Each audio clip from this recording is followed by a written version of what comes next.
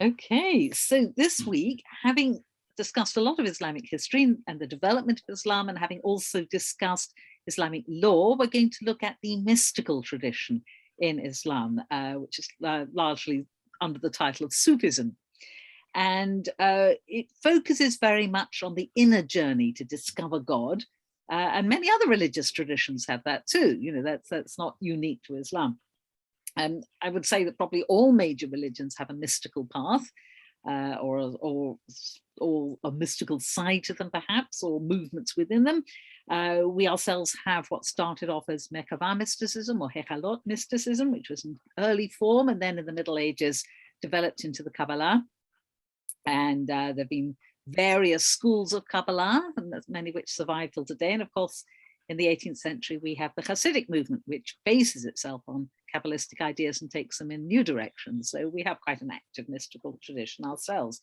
So the Islamic mystical tradition is known as Sufism, but it's not a unified and organized movement any more than Hasidism is. It's a particular type of sort of sides to the religion, if you like. And it's known as Tasawwuf, is the original, you can hear Tasawwuf, Sufi, that's where it comes from. That's the name of it. Its origins are quite obscure. Some Western scholars, so now we're talking the outside the faith view, see it as a continuation both of the Hellenistic Neoplatonist philosophy of the last sort of 3rd, 4th centuries CE, or possibly of some Nestorian Christian ideas. So Neoplatonism is itself a religious and mystical school of philosophy. The leading philosopher of Neoplatonism was called Plotinus. And it's like Sufism, it's based on the idea that there's a single unknowable and unnameable one. That would be God for monotheistic religions. And from this absolutely unified one emanate successive spheres of being. And these spheres of being mirror the quality of the original and undivided one, but they also gradually become multiple. And eventually they descend to the sphere of the material world as we know it. And so all being in this view, including us as humans, emanates from the ultimate one. And as a result, we and everything else in creation are drawn back to get back close to and be reabsorbed in that one and unite with it. And that's the ultimate task of human beings, is to free the soul from the captivity of the illusions of this world and to return to perfect unity with the one. You might notice similarities there with some ideas in Kabbalism. The idea of the Kabbalistic spheres of emanation, the Sphirot, is again, there's probably Neoplatonist influence on that too, certainly from an academic point of view. So the journey to and the eventual reunification with God is the central project of Sufism. And the word Sufi itself means wool, rather unusually, and that leads us to the second possible origins of Sufism. In Nestorian Christianity, that's an Eastern form of Christianity that wasn't, well, it lost the battle to be mainstream, should we say, early on. And wool in Nestorian Christianity was the symbol of very holy ascetics, people who lived as hermits and gave up all worldly pleasures in order to get close to God. So that sort of association of wool and holy poverty, the remembrance of God, there's something very like that in Nestorian Christianity called the Jesus Prayer. The idea of a spiritual journey with stages on it, all that might suggest that there are some ideas that are pre-Islamic that might actually go back to Christianity as well as the Neoplatonist influence, and that might have performed the sort of the bed layer, if you like, of what developed later on into Sufism. Now, that's not the way Sufis themselves would see it. They would say it all goes back to Muhammad, and sometimes, very often, in fact, via his cousin and son-in-law Ali, who of course is also very important to Shiites as well, but Ali is very important to Sufis. They often quote a hadith about Muhammad and Ali. So let's see if I can share. Wait a moment, share screen. Here we are. Okay, so there's this early hadith. Muhammad said, "I am the city of knowledge and Ali is its gate." So Sufis take that as seeing Muhammad as the founder of this mystical path towards God, and Ali is also very important in it. And there are also quite a lot of verses in the Quran that are very much well, they couldn't be interpreted in a very mystical way, shall we say? That's probably the easiest way to see it. One particularly beloved verse to Sufis is this one from the Quran, Surah number 2, chapter 2. To God belong the East and the West. Wheresoever you turn, there is the face of God. God is all-encompassing, knowing. So that has the seeds of the mystical idea that God encompasses and indeed constitutes ultimate reality, so that everything that exists is one within God, if you like. The whole of everything we know exists within the being of God. In Sufi terms, that's an idea known as the oneness of being, the wahdat al-wujud, and that became quite a central idea in Sufi thought, especially in the works of the very prominent thinker Ibn Arabi, who died in 1240 and who was one of the great philosophers of the Muslim world, but also was a Sufi mystic at the same time as being a philosopher. And that idea of the oneness of all being within God, it also has a technical term, panentheism. It's not the same as pantheism, it's panentheism. Everything is inside God, rather pantheism is God is everywhere, or God can be found everywhere. So panentheism does appear in Buddhism, in Hinduism, in some aspects of late Kabbalah as well. So again, it's a mystical idea that's not unique to Sufism, it's quite well known in many mystical traditions. Another very important verse for Sufis, and not just for Sufis, is what's known as the light verse, Ayat an-Nur. And this is from the 24th chapter of the Quran. God is the light of the heavens and the earth. His light is like this. There is a niche, and in it a lamp. The lamp inside a glass like a glittering star, fueled from a blessed olive tree, from neither east nor west, whose oil almost gives light even when no fire touches it. Light upon light. God guides whoever he will to his light. God draws such comparisons for people. God has full knowledge of everything. So this is a parable or a comparison. This is actually labeled as such. God draws such comparisons. In the Arabic word is mithal, which is a bit like mashal in Hebrew. So it's quite difficult to decode what exactly does it mean. And there are many, many interpretations. Some people see the lamp here as the Quran. Some people see the lamp as Muhammad. Some connect the light of God with the knowledge of God. God knows everything. His light is everywhere and he sees everything. And these multiple interpretations, of course, are very useful if you are a mystical turn of mind, because you can use this verse as a starting point for many, many ideas about the nature of God and his revelation to the world and the nature of God's knowledge and so on and so forth. So there's a lot of Quranic material. These are just two of the possible verses that mystics love to use. There's a lot of Quranic material that was heavily used in the mystical tradition, and which the mystics of Islam saw as their source material. This is where it comes from. It was nothing to do with Neoplatonists and Nestorian Christians. This is where Islam gets it from in the faith tradition. So again, we have an outside the faith tradition saying, yeah, well, maybe there are these earlier influences, and then we have an inside the faith tradition saying, no, it comes directly from the Quran, and Muhammad was the first mystic. So again, it's helpful to notice that depending on where you are, you might have different understandings of how Sufism starts.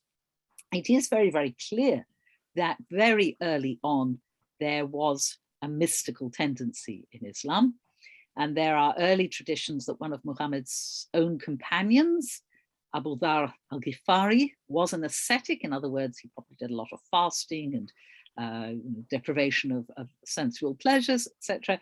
And he was seen by later Sufis to be the model of a fakir. And a fakir, you may have heard of fakirs in India, but a fakir means a poor person. And again, it's somebody who embraces poverty to earn the riches of God. They throw away all attachment to this world in order to investigate true spiritual understanding. And again, that's a model that we know in many, many religions. That's one of the ideas underlying Christian monasticism. Sufis tended not to be celibate. They were often married. So that's not quite the same. But this idea of denying yourself the world or cutting yourself off from the world in order to explore inner spirituality is also known in Hinduism, Buddhism, Some Kabbalists very much were quite isolated mystics, or had a mystical life alongside their worldly life. They would, people like Rabbi Yosef Karo, who wrote the Shulchan Aruch, also had a very lively mystical life, and wrote a mystical diary in which he talks about the Mishnah as appearing to him and speaking to him and inspiring him. So Sufis sometimes would combine that. They would sometimes combine a life as an official, could be a judge or this or that, with a mystical inner life, or they might actually go off and be hermits or separate themselves from society in order to concentrate on this aspect of their lives a bit more. It's quite a wide varying tradition, not quite as clear cut as Christian monasticism. So this early companion of Muhammad, Abu Dharr al-Ghifari, was seen as the model of a fakir. People should imitate him. Another very important early figure in Sufism was Rabia, a female mystic. She died in 801 CE, and she was known for her poetry, and particularly for her emphasis on the love of God. She didn't actually leave any writings. It would have been oral poetry. And everything we know about her actually comes from a much later writer, a 13th century writer on mysticism called Al-Attar, who wrote his own mystical works, but also wrote about Rabia. So at this stage of history, we can't disentangle what is legend and what is historical about Rabia, but she clearly did exist. And she's very well known in the Muslim world and very beloved. And here's one of her prayers. Speaking directly to God, she says, "If I adore you out of fear of hell, burn me in hell. If I adore you out of desire for paradise, lock me out of paradise. But if I adore you for yourself alone, do not deny to me your eternal beauty," which is a little bit reminiscent of things in Pirkei Avot, which say, don't serve God out of fear. Don't serve God as a slave serves his master. The idea is that you should have a pure love for God, not inspired by either the fear of punishment or the expectation of reward. You should love God for God's self. And there are a lot of very charming legends or stories about Rabia. A particularly nice one. There was a contemporary mystic called Hassan al-Basri, who was much more into the fear of God. So Rabia was very much the love of God, and Hassan al-Basri was the fear of God. And there are quite a few stories about the meeting. And one particularly nice one has Hassan seeing Rabia one day near a lake, and he threw his prayer rug on the top of the water where it was floated and said, "Rabia, come and let us pray here." Because he was a mystic, he could float his prayer rug on top of the water and pray on top of it without sinking. And she replied, "Hassan, when you are showing off your spiritual goods in the worldly market, it should be things which your fellow men cannot display." And she said this, and she threw her prayer rug up into the air where it floated, and she flew up onto it and said, "Come on up here, Hassan, where people can see us." And then she said, "Hassan, what you did, fishes can do. And what I did, flies can do. But the real business is outside these tricks. One must apply oneself to the real business." In other words, showy miracles are not important. The important thing is the quest for God. So don't try showing off just because you're a holy person who can do miracles. So, and there are a lot of popular books about Rabia. As I said, she's familiar to modern Muslims, very much so. A lot of women called Rabia after her. Only from the 10th century on is there a really coherent tradition of Sufism. It was clearly quite various and people did their own thing. But from then on, Sufi writers began to gather earlier ideas and practices and assemble them into a sort of a system, much more. Some works that were written then were anthologies of earlier sayings and stories. Others spent a lot of time analyzing the mystical journey towards God and would produce manuals on how to go on that journey. One of the most influential manuals of this sort was written by Kushairi. It's called the Epistle on Sufism. You can see it. He died in 1074, so it's earlier than that. And he documents in this letter, this epistle, 42 stages or states on the journey towards God. And there were quite a lot of this type of manual that would map out the path for you. You could measure how far along you had got and know what you had to do next. For Kushairi, the first thing you have to do is repent. The idea of, very much like our idea of tshuva, you return to God. That's the first thing you do. And you turn away from the material world in order to seek God. And I've just taken out a few of the later stages. They're in the right order, but they're not necessarily one after the other. Mujahada, which of course is related to the idea of jihad, of struggle. Here it's struggle within yourself. Striving or struggling is essentially weaning the soul of its habitual practices and compelling it to oppose its passions at all times. So this idea of spiritual self-control. Zucht, which is ascetic renunciation. The spiritual pilgrim must put aside even permissible pleasures in order to pursue the path single-mindedly. So again, this theme of asceticism, of not indulging in worldly pleasures. Samt, which is silence. There are two types of silence, outer silence and the silence of the heart and mind. The heart of one who trusts completely in God is silent, not demanding any means for living. Instead of bothering God with prayers for, please can I have more money or more children or more this or success, the heart of somebody who truly trusts in God doesn't make requests, it's silent, it just contemplates God as far as it can. Then we have a particularly important concept in Sufism, dhikr. Sometimes you'll see it written as zikr with a Z. Dhikr means remembrance. We'll come back to it later and talk about it in more detail, but here it's seen as a stage on the way to God. No one reaches God save by continual remembrance of him. There are two kinds of remembrance, that of the tongue and that of the heart. The servant, the servant of God, attains perpetual remembrance of the heart by making vocal remembrance, in other words, by repeating phrases or the name of God continually. And as we'll see a bit later, that's one of the central practices of Sufis. Then we get on to Mahabba, love. Love is a state experienced in the heart, too subtle for words. This state brings the seeker, to glorify God and to try to gain his pleasure. He has little patience in separation from him, feels an urgent longing for him, finds no comfort in anything other than him, and experiences intimacy in his heart by making continual remembrance of him. And you note that remembrance appears here too. And if any of you have ever studied the last chapter of Rambam's Hilchot Tshuva, his laws of repentance in the Mishneh Torah, that will sound quite familiar. He writes something very, very close to this there. Then we've got two more, Shauk, yearning or passionate longing. Longing is the state of commotion in the heart, hoping to meet the beloved of course being God.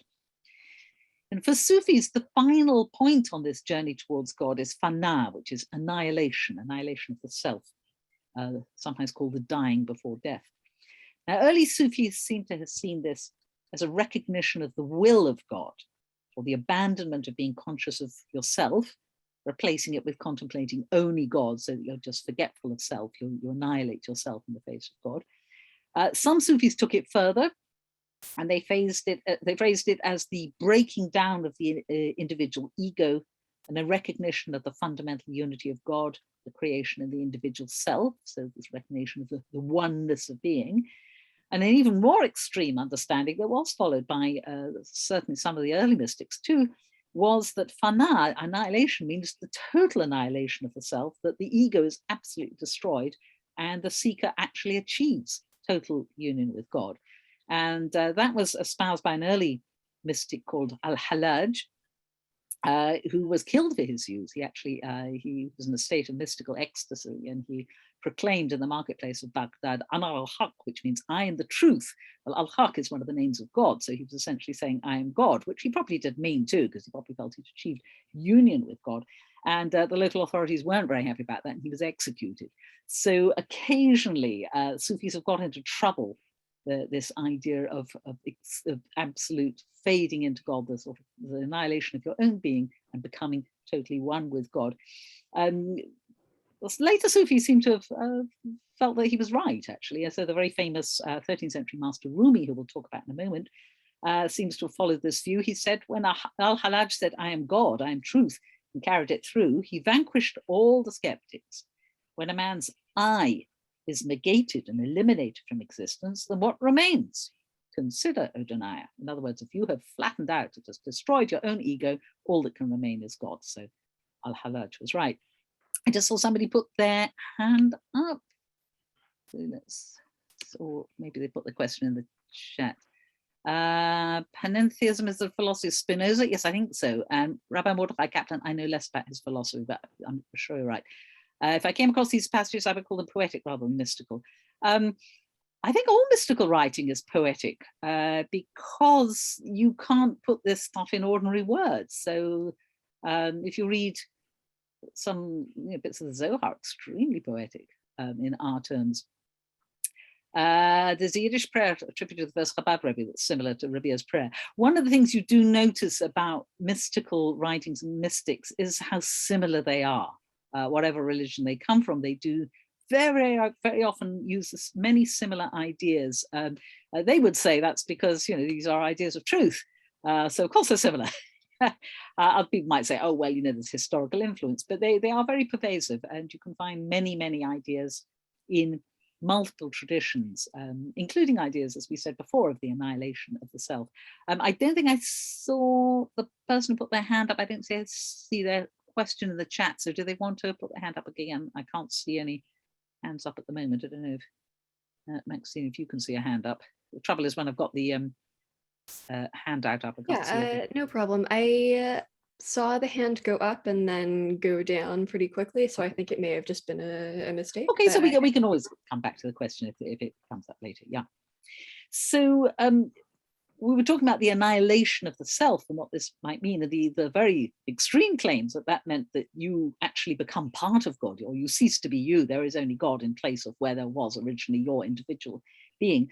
For some non-Sufi Muslims, this comes very close to heresy. Asserting that a human being could become part of God or is part of God's unity, God's tawhid, which is an essential principle in Islam.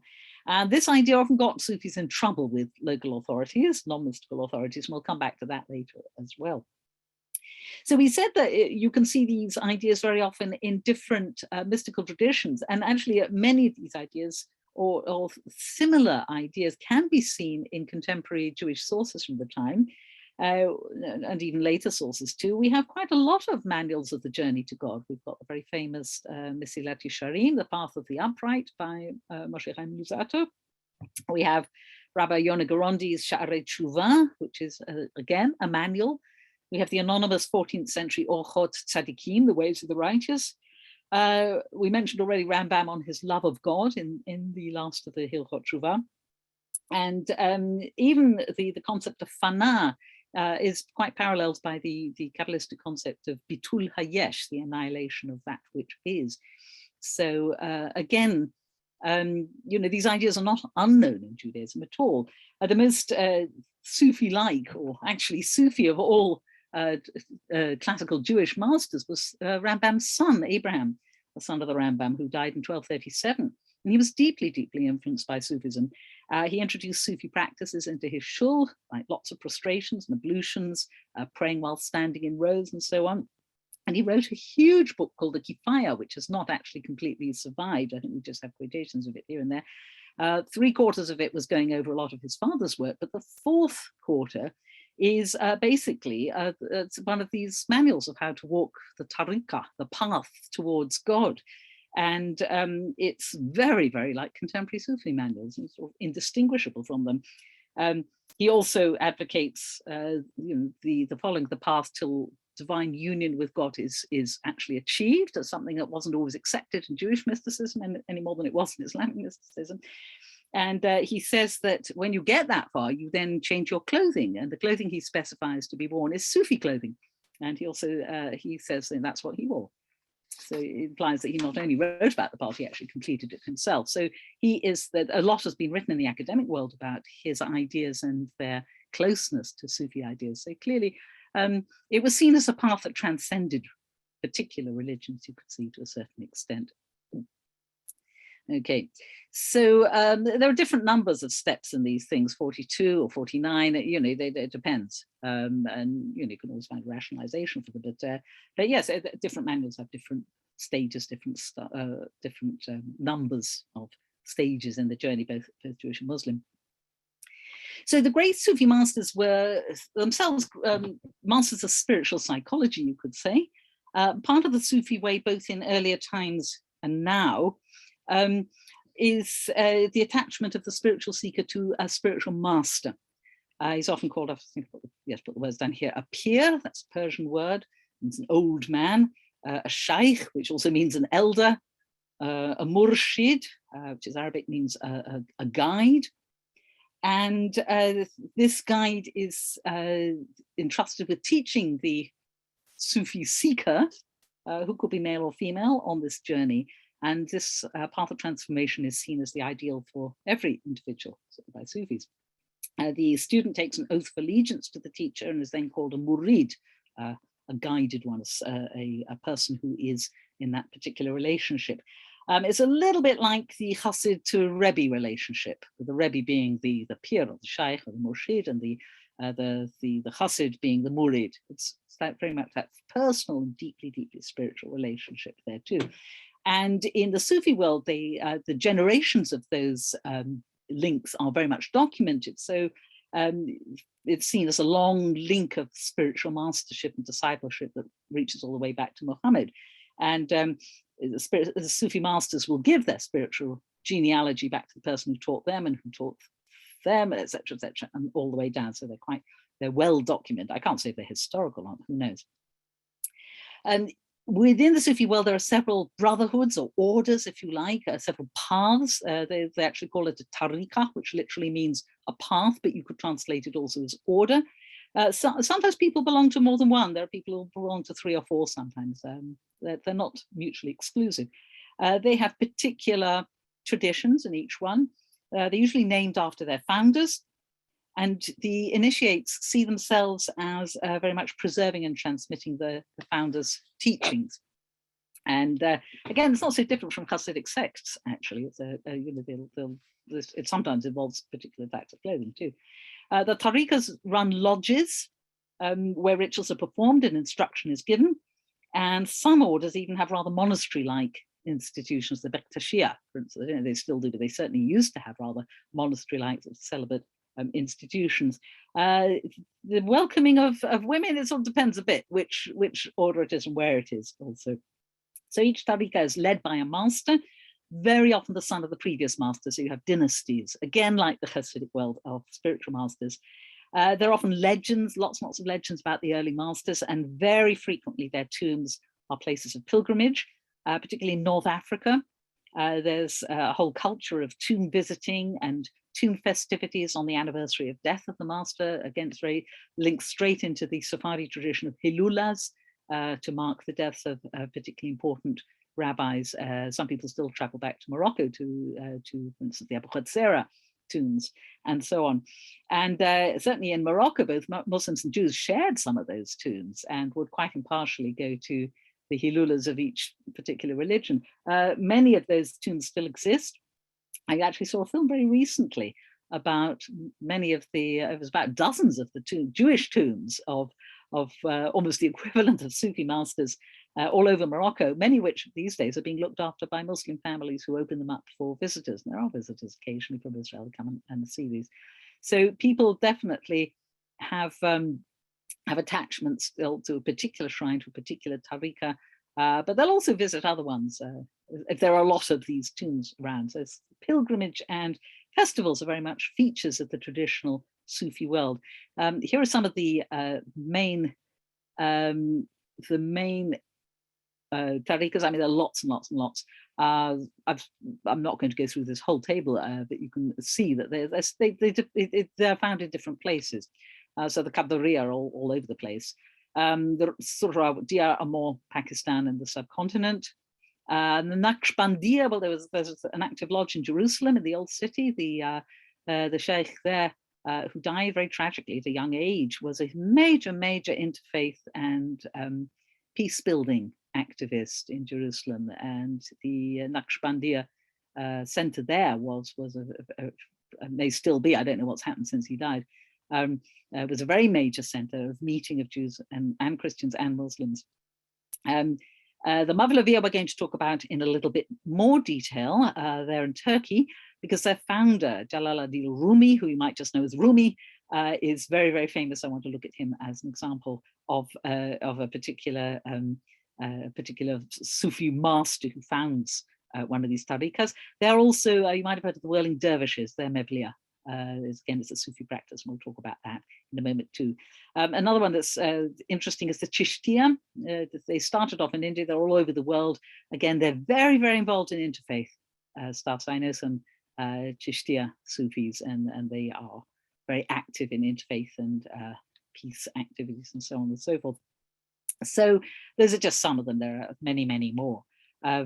Some orders have flourished for a while and don't exist anymore. Some still exist and go back a long way, some are later. So again, you'd have to look at the history of each one to get a full picture. So what do Sufis actually do? Well, they do have distinctive rituals. You know, they'll all do the standard prayers and what have you, but they'll have particular rituals that are associated with their tariqa, their particular order, and they're known as wird. Often it's set recitations involving prayers of penitence and blessing of Muhammad and his family, and dhikr. And dhikr is universal really to all Sufis. Dhikr is the remembrance of God, very often by chanting God's name aloud. So they'll just say Allah, Allah, Allah, or I've actually heard it done in a Western setting, people just saying God, God, God, and just meditating on God's name. And that's important to all Sufis. It's also very much based on the Quran itself, which mentions the remembrance of God. So here's from chapter 13, those who believe and those whose hearts are set at rest by the remembrance of Allah, by the remembrance of God. Now surely by Allah's remembrance are the hearts set at rest. So there's this idea that you should remember God constantly without ceasing. Whatever you're doing, God should be the refrain of your life. And there are different ways of doing dhikr. It can be accompanied by music, it can be accompanied by dance or other types of movements. It can be accompanied by breath control exercises. It can be done out loud, it can be done silently. As we said, ideally it's constant. People will listen to YouTubes of dhikrs performed by Sufi Masters. I've put one here, which I think goes on, don't watch it for an hour, but you get the idea after a minute or two. But it just consists of a Sufi devotee just reciting "There is no God but God" for an hour straight in a particular melody. So there are quite a lot of those all over YouTube, and people do use them as sort of meditational aids, if you like, a bit like Tibetan singing bowls and mantras in Buddhism. So again, this idea of repetition of something holy putting you into a particular spiritual state is found in all mystical traditions. We said dancing. If you have group dhikr rituals, of course they have to be a bit more unified because they won't work if everyone's doing their own thing.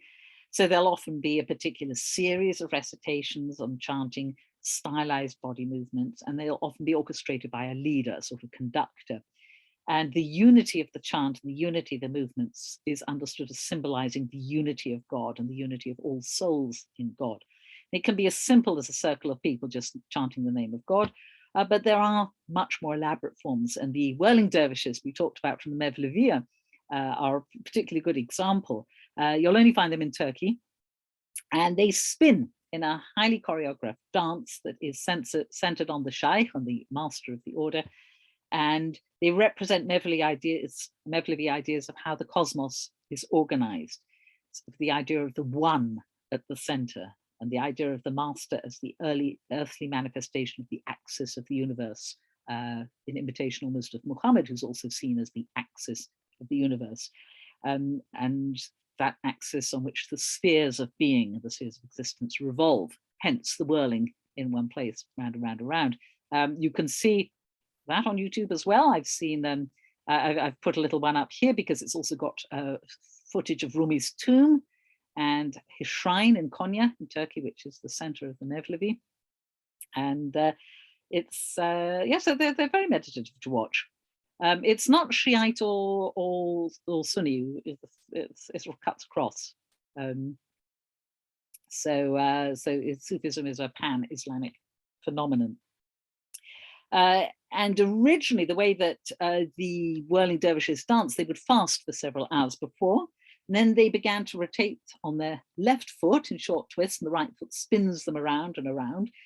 They hold their hands one up, so they're receiving the sort of the influence of God from above, and the other one facing down, so they're transferring the blessing downwards to this world.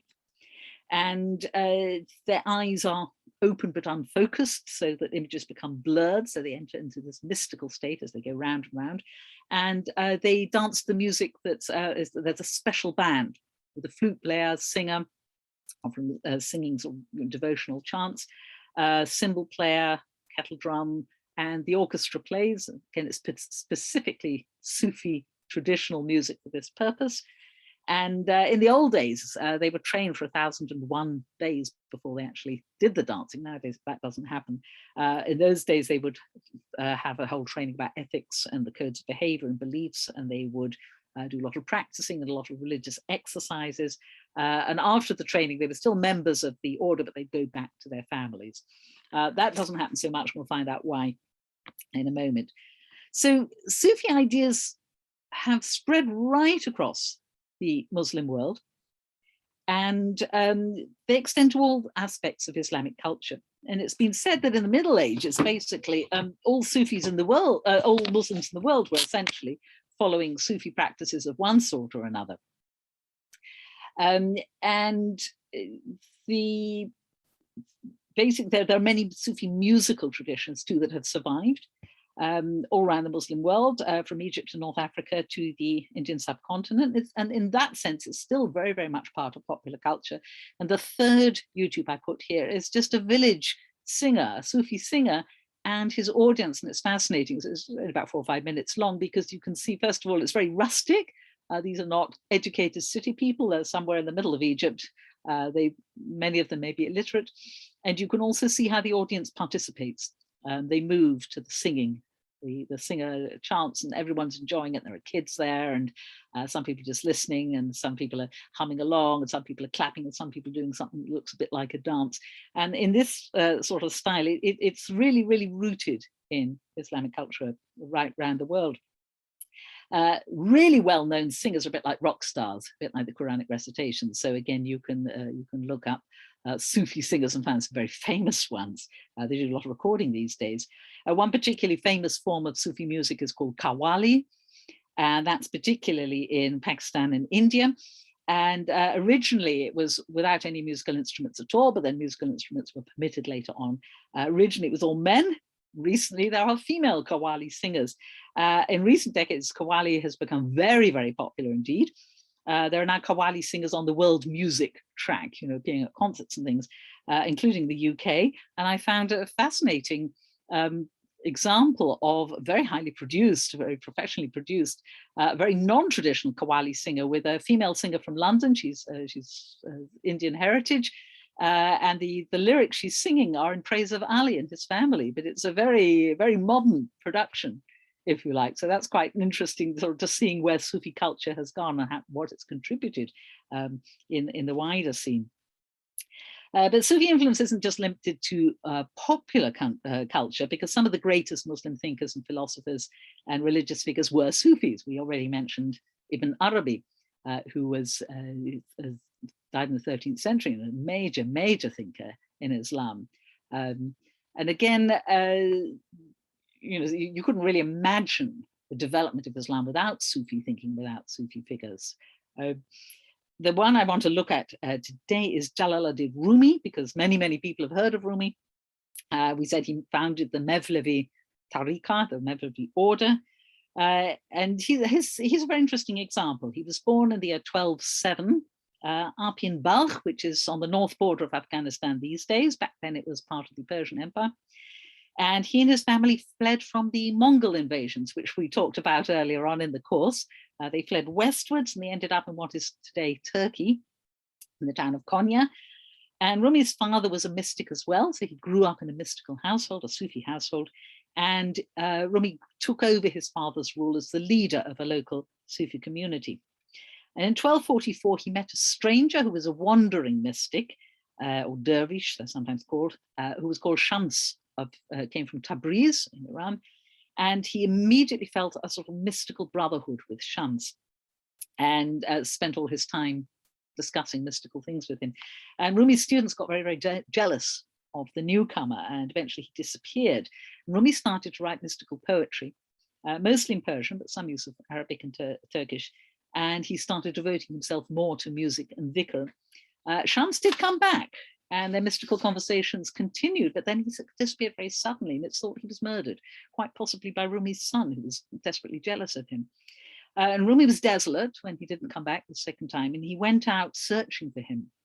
But he got as far as Damascus, and he had a sudden sort of epiphany, a sudden revelation, if you like, that Shams had mystically become part of him. And so this is a poem from that moment. He writes, "Why should I seek? I am the same as he. His essence speaks through me. I have been looking for myself."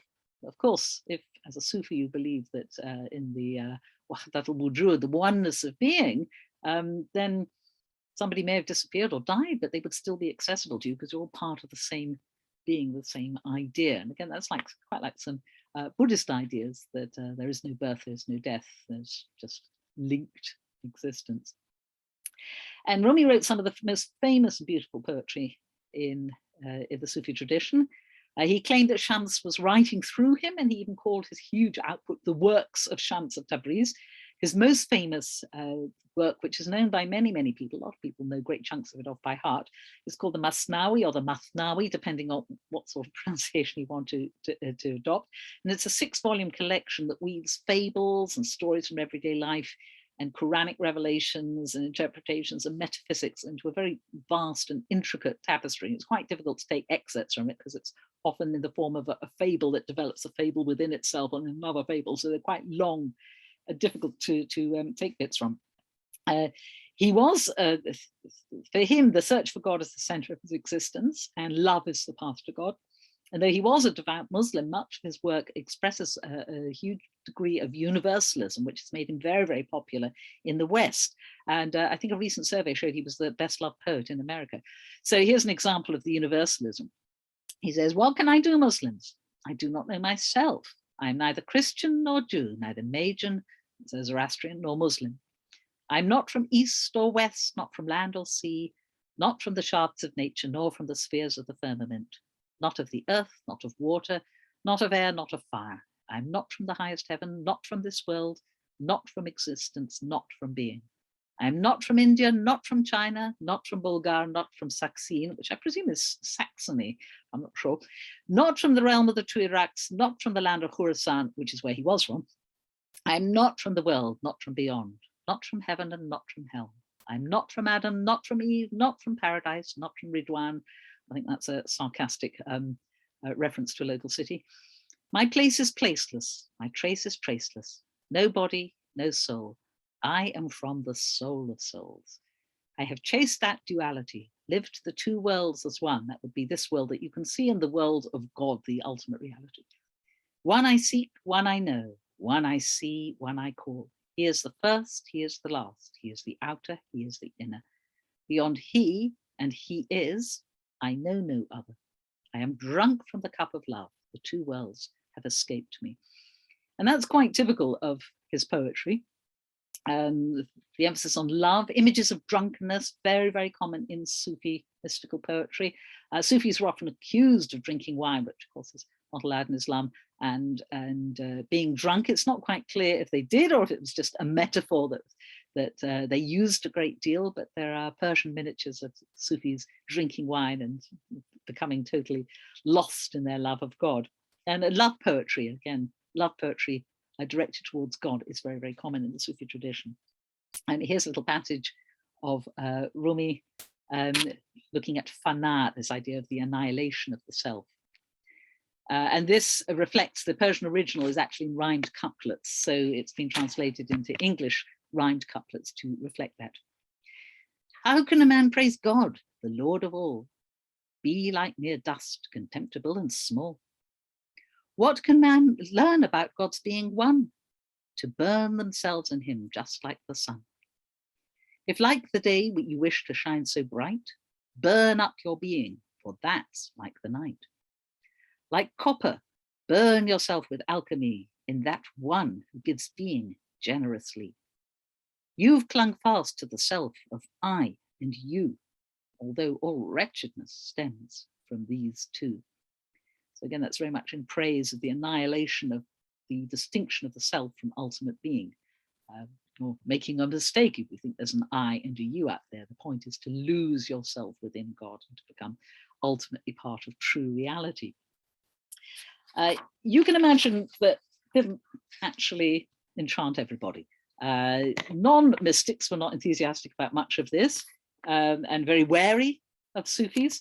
They didn't care for this idea of drunkenness. It might be literal.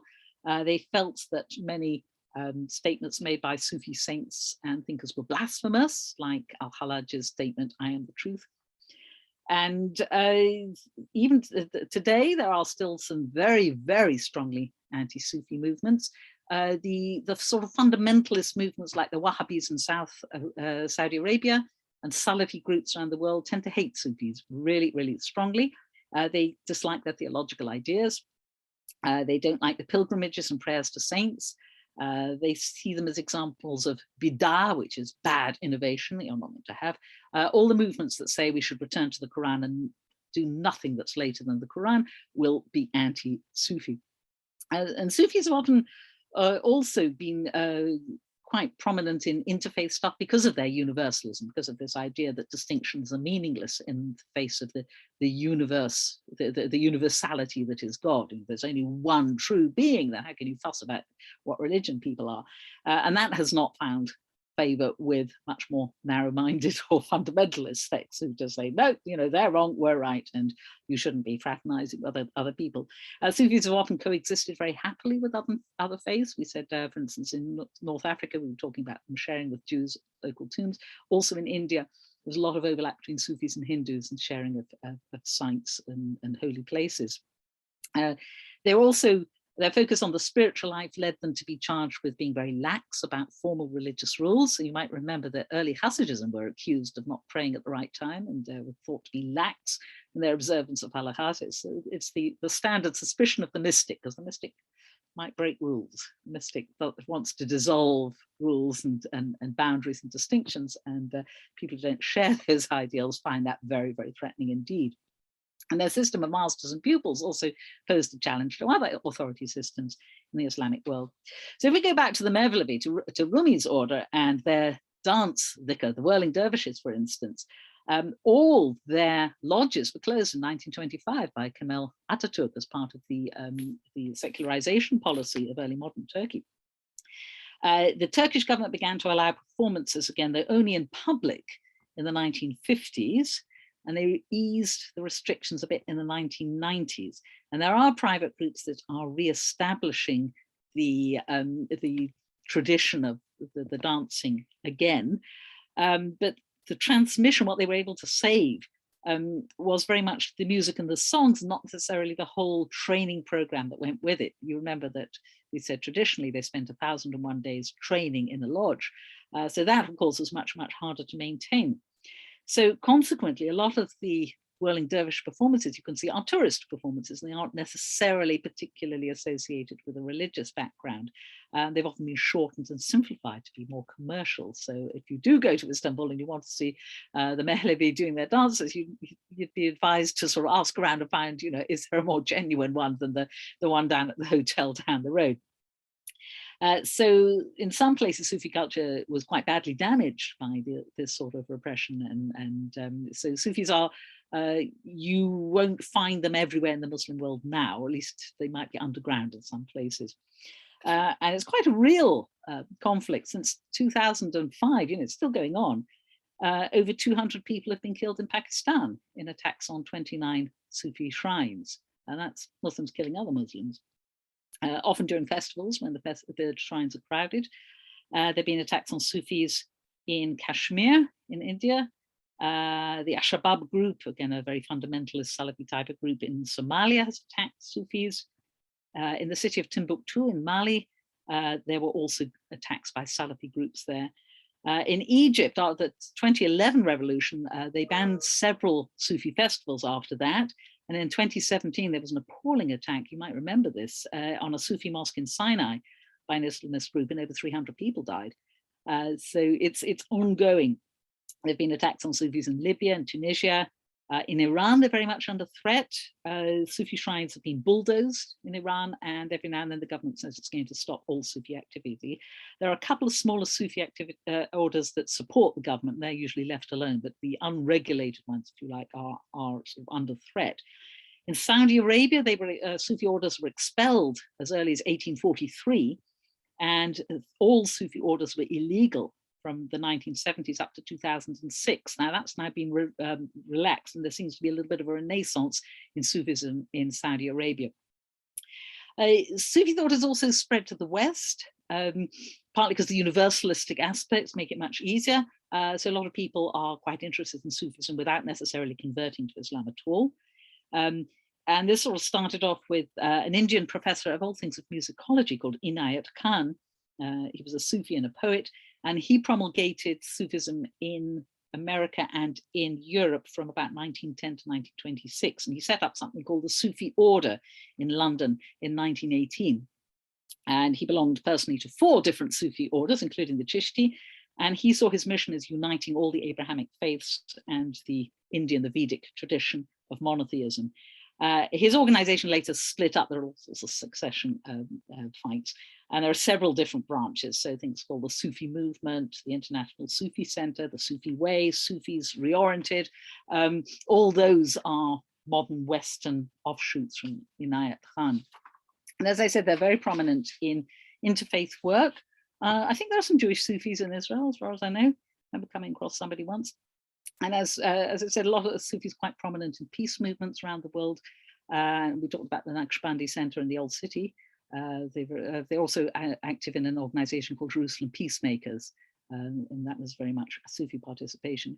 So Sufism is still a very major grassroots force around the world. And it tends to the peaceful and the liberal, and is often supported by Western governments for that reason, because these are not the people who are going out putting bombs. These are usually much more universalistic and ecumenically minded people. I've put some books here to if you want to pursue this further. I have to say, Anne-Marie Schimmel, I have read her all the way through. She's tough going. The other ones are easier to read. This is the best translation I could find of the Rumi. You want to watch out for some translations of sort of, there's been an accusation that some translations take the Islam out of Rumi, and he definitely was a from Muslim. So some of them sort of denature it, so it's just sort of universal and nothing at all about the Quran and Muhammad, whereas his original was very much about the Islamic tradition. So you want to watch out for some of the more popular translations of Rumi. They're not apparently very accurate. Okay, so let's go back to the chat and see what questions we have here.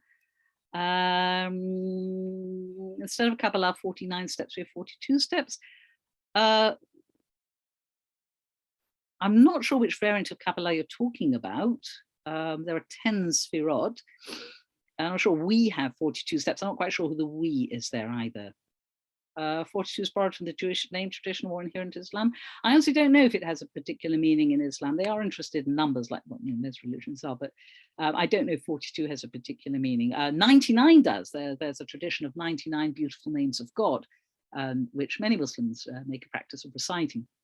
You may have seen those sort of worry bead things. You can get ones with 99 beads that, for recitation of the names of God, and some people will do that. And that's quite a Sufi practice too. Yes, interesting, as Rambam and Islam were famous for their rationalist bent.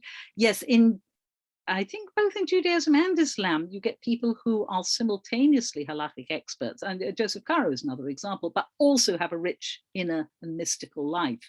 And I don't see it as contradictory at all. So that idea of, to pursue personal interior spirituality doesn't seem to them to be separate at all from being rationalist. To some extent, Fanal Betula Yesh sounds like Nirvana. A little bit, yes. Though, whereas in the monotheistic tradition, it's usually the abolition of the individual self in front of God. In Hinduism, Buddhism, it's just release into ultimate being, and it's much less, you don't have a single personal God, so it's just all-encompassing isness. It's relaxed the personal quality there. Indeed. Please repeat or post the names of J authors, rabbis, and names of guides. Well, there's Yonah Girondi, who wrote a manual. There's the anonymous Orchot HaTzadikim, from the 14th century. You can get a nice Feldheim translation of both of those, I think. There is Moshe Chaim Luzzatto, who wrote Mesilat Yesharim, The Path of the Upright, also translated by Feldheim. So all those manuals are available in English if you're interested in any of those. As we said before, Sufism cuts across Shiite, Sunni. It's more an orientation rather than a particular line of who is the successor of Muhammad. Link with sources that's there. We answered about discrimination in Muslim countries. Depends which. The thing is, Sufism is so widespread and so much an integral part of popular Islamic culture that it's very difficult to weed out. Saudi Arabia more or less did it because they've been at it for 100 years. Though it's interesting that actually it's coming back now. But places like Morocco, Sufism is very alive and well, and Pakistan too. And it's very, very real and lively and grassrooty force. Remind you of Buber's Ayin Thou, which I've never read, but I'll take your word for that one. Losing oneself is like Bitul Hayesh. Yes, well, we were talking about Fana being a bit like Bitul Hayesh, yeah. Khalil Gibran. Khalil Gibran comes out of Muslim tradition, but it's his own thing. I don't even know if he regarded himself as a Muslim, but he comes from that tradition of Persian poetry that goes back to Rumi. So it's related to it. I'm not sure if he thought of himself as a Sufi. You'd have to look it up. He's originally from Lebanon, but that tradition of poetry with imagery is very, very central in Islamic, particularly in Sufi thought. So I would guess, without knowing definitely, that he's related to it, but I'm not sure if he would be seen as an example of the Sufi. Yes, there are interfaith meetings. Years ago, I attended a Jewish and Sufi breakfast in Toronto. Sponsored by a Reform Synagogue and Sufi Mosque. Yes, they tend to be very friendly. One can avoid the commercial dancing in Istanbul and search for rural order to see authentic dervish dancing. Awesome experience. Oh my heavens, sounds amazing. Well, if I get to Turkey, I will try and do that. There's a large community of Sufis in Albania, which may explain Albania's decent treatment of, I'm presuming, Jews in World War II. Albania had more Jews after the war than prior to it, of course, was speaking small numbers. Yes, Albania has quite a major refuge tradition. There was a group in Iran who started off as pretty fanatic and then changed their mind, decided they were peaceful, and fled to Iraq, and then were under terrible, terrible threat in Iraq. There were about 3,000 to 4,000 of them. They got moved once. But did lose some members because they were under enormous danger, I think, particularly from ISIS. And Albania took them, so they're now living very happy in Albania. 42 is the answer. This is a great question of the University Hitchhiker's Guide to the Galaxy. Indeed, maybe Douglas Adams knew something about Sufi literature that I'm not too sure he did, but maybe he was going back to the Jewish tradition, the 42 name, the 42 letter name of God. I really don't know where he got 42 from at all. Okay, are there any other questions at all? If you want to get a taste, I'd recommend choosing one of these books, and maybe Rumi. Rumi's a great writer, it's a lot of fun. Ibn Atta, who we mentioned as preserving the traditions of Rabia, also wrote his own work called The Conference of the Birds, which again is a parable, a very long parable in which birds are the characters. They all come together to make a pilgrimage to see the legendary king of the birds, the Simurgh, who's a sort of a type of bird that doesn't exist, but he survived from ancient Persian mythology. And when there are a lot of stories about their journey to see the Simurgh, and when they get there, they realize that they didn't need to travel there because already he was there in their hearts. So it's a fable about the mystical journey to God, and there are a lot of them. A great many. Some of the greatest works, particularly of poetry in Persian, is Sufi poetry. And it's, I think people don't sort of say, oh, it's Sufi. They just think it's just this fabulous poetry, particularly people from those countries who still hugely value them. I mean, Rumi is enormously respected worldwide by Muslims. Okay, righty ho. So next week I will see you, and we're going to finish up with a comparative look at at covering up in the Islamic and Jewish traditions. There's hijab in the Islamic tradition and various forms of married women's covering up in the Jewish tradition and concepts of modesty in both. So I'll see you for that next week. Thank you.